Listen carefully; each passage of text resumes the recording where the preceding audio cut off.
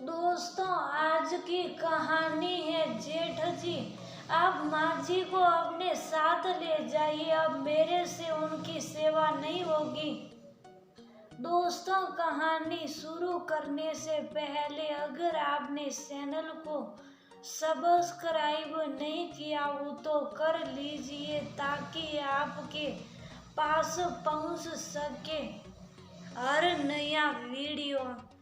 बेटा, आज 2 दिन से तबीयत नहीं ठीक है। यहाँ तो कोई मेरा हाल साल भी पूछने वाला नहीं कि बुढ़िया मरी है या जिंदा है। उर्मिला रो रो कर अपने बड़े बेटे गौतम को फोन पर सब बता रही थी। अम्मा, आप परेशान मत होइए, मैं शाम तक आकर देखता हूँ। गौतम ने ये कहकर फोन रख दिया, लेकिन अंदर रसोई में उर्मिला की बातें सुन रही मधुलिका सोच रही थी कि कितना करती हूँ अम्मा के साथ, लेकिन अम्मा हमेशा अपने बड़े बेटे से यही रोना रोती रहती कि उनका कोई भी ख्याल नहीं रखता, जबकि बच्चे और सौरभ हमेशा उनके आगे पीछे घूमते हैं। हाँ, मधुलिका जरूर उनके पास जाकर नहीं बैठती, लेकिन काम उनका सारा वही करती।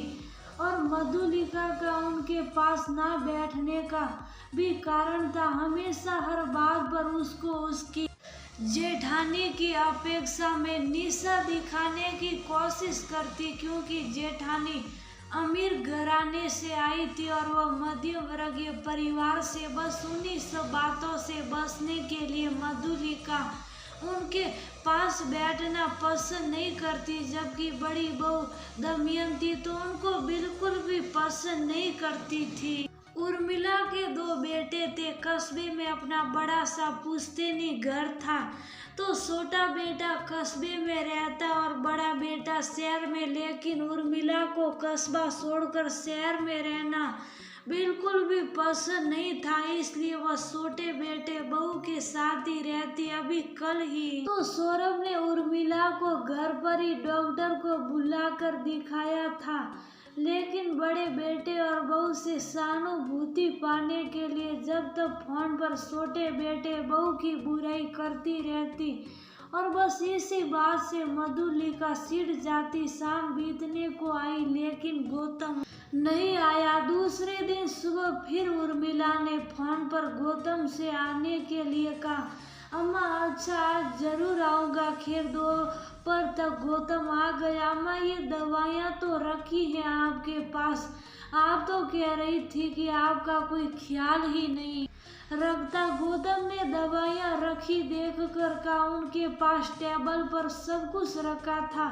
अरे, खाली दवा ला देने भर से थोड़ी ही ना काम चलता है। लेकिन अम्मा, सौरभ दुकान चला जाता है, बच्चे स्कूल और मधुलिका घर का सारा काम संभालती हैं, तो वह आपके पास कैसे बैठ सकती है? गौतम समझदारी से बोला, क्योंकि वो जानता था कि वह उर्मिला को अपने साथ शहर भी नहीं ले जा सकता, क्योंकि उसकी पत्नी दमयंती को तो अम्मा फूटी आंख ना सुहाती। अम्मा की हर समय की टोका टाकी की आदत की वजह से उसने चलते चलते साफ शब्दों में कह दिया था कि कहीं अम्मा को साथ मत ले आना, मैं नहीं संभाल पाऊंगी उनको। ये छोटी की ही हिम्मत है जो उनको झेल पाती है, मेरे बस की बात तो बिल्कुल भी नहीं। जेठ जी, आप अम्मा को अपने साथ ले जाइए, क्योंकि हम लोग उनके साथ सही जितना भी कर ले, लेकिन वह हमेशा आप लोगों की नज़रों में हम लोगों को गिराने के लिए आपसे हम लोगों की शिकायती करती रहती है। बंटी के पापा और दोनों बच्चे अम्मा की जी जान से सेवा करते हैं, मैं भी अपनी तरफ से कोई कमी नहीं रखती, बस पास में सिर्फ अम्मा की जली कटी सुनने के लिए बैठती नहीं। और अब तो मेरे अंदर हिम्मत भी नहीं कि मैं उनकी सेवा कर सकूं। मधुलिका सामने आकर हाथ जोड़कर बोली, हाँ, तुमको इतनी ही तकलीफ है मुझसे, मैं तो चली जाऊंगी शहर।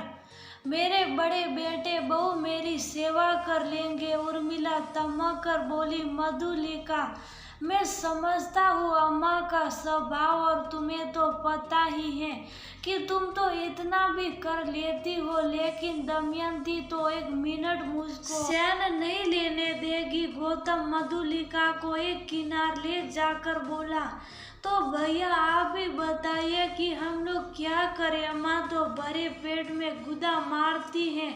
सबसे पहली थाली अम्मा को मिलती है, उनका सुबह से लेकर शाम तक का सारा काम मैं देखती हूँ। जब तक अम्मा सो नहीं जाते आपके भैया पैर दबाते रहते हैं, लेकिन फिर भी वह हम लोगों को निशा दिखाने की कोशिश करती रहती हैं। मधुलिका, तुम बताओ कि मैं क्या करूं? गौतम बेबसी से बोले, ठीक है भैया, फिर जैसा सरा वैसे चलने दीजिए मुझको।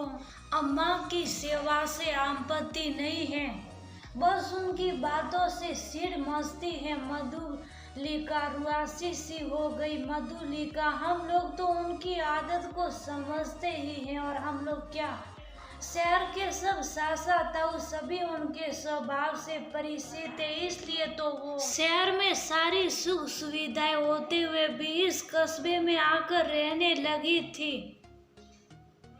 गौतम हर तरह से मधुलिका को समझा रहे थे, क्योंकि वो भी जानते थे कि अगर मधुलिका तैयार ना हुई अम्मा को रखने के लिए, तब तो क्या करेंगे। ठीक है, वैसा जैसा आप उसी समझे। मधुलिका ने उनसे विनम्रता पूर्वक कहा, लेकिन तब तक इधर उर्मिला अपना सामान बांध चुकी थी। अम्मा आप यहीं मधुलिका के पास ही रहिए, क्योंकि यहाँ जितनी आपको आराम मिलेगी उतनी आराम आपको शहर में नहीं मिल पाएगी। फिर जब कभी बाद में मन होगा तो देखा जाएगा। गौतम सिर झुकाकर बोले, ये आंखें क्यों सुरा रहे हो?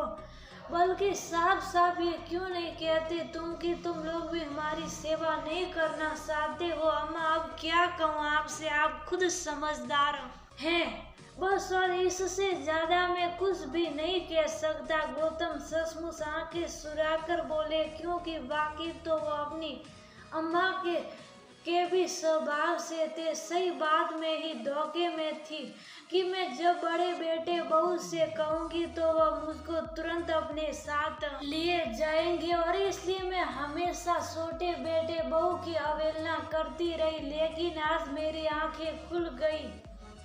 मुझको माफ कर दो छोटी बहू, मैं तो तुमको घर की मुर्गी दाल बराबर ही समझती रही, लेकिन अब बिल्कुल भी नहीं। अब आज से मैं तुमको कभी भी उल्टा सीधा नहीं कहूंगी। आज उर्मिला की आंखों में पड़ा बड़ी बहू के नाम का पर्दा हट गया था, और वो सचमुच लज्जित हो उठी। अम्मा जब जागो तभी सवेरा। मधुलिका शांत स्वर में बोली, और जब उर्मिला ने अपना स्वभाव बदला तो मधुलिका भी कहाँ पीछे रहने वाली थी। वह तो बहुत प्यार से उनकी सेवा में जुट गई, और उसके बाद से उर्मिला ने मधुलिका और सौरभ की बुराई करना हमेशा हमेशा के लिए बंद कर दिया, क्योंकि उसका झूठा भरम हमेशा हमेशा के लिए